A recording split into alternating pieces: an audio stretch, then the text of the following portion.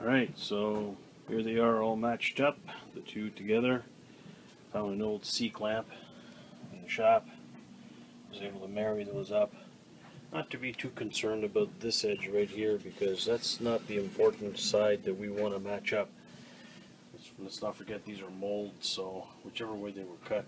So all I'm doing is I magic markered or Sharpied the inside here, making sure that the top pieces line up nicely here and all the way down the side here also, that they're nice and smooth. Hard to see, but they're nice and smooth here together, that there's no difference in level. So now I got to take this apart now that it's been Sharpied and drill it through. Okay, so check it out. It's installed a little loosely, but it is installed, and some of the screws don't really fit properly. The first thing I did is to install this thing right onto the hood and then have the screw stick out, so this way here I know I can aim and get exactly where the location of that hole is going to be. You see, I was going to put it here based on the measurement from the other fender, so I decided not to drill that right away and I decided to wait, and that was a good thing because I would have ended up with a hole in an area where that really wouldn't have been nice. So the other thing is I drilled out these holes. You can see where the Dremel kind of hit the side there, but I guess I'll have to get that fixed. The fender fits pretty good. Show you the inside here real quick. See that? See these bolts here, these ones here, they seem to they fit. Need a bit of muscle to put it in. More here. There's a hole there that basically has a rubber. This thing here, right? For all the. I didn't even try that to see if it worked, but there's the hole to have access to the shock up there. And I put two of those 4 bolts in. The other 4 seem to line up pretty good. And I put the other bolts in on the inside. Let me open the hood here to show you what that looks like.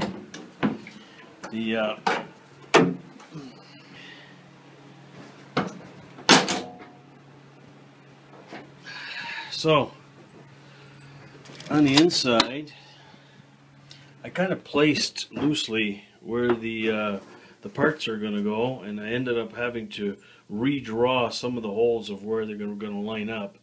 But now that they're all lined up, I guess it's pretty much time to drill. I'm going to drill those out. There's the washer fluid and horn and everything.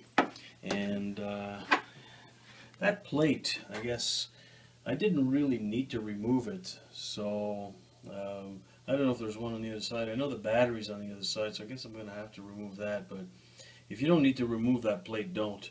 Because down in here, I guess, in here, these are the ones that hold the actual fender. That plate really didn't have to be removed. So, well, I say that in hindsight, maybe you should remove it, because then you can't have access to those other 2 bolts down there, which would make it a little more complicated. So, all in all, not a bad project. It's going along pretty good.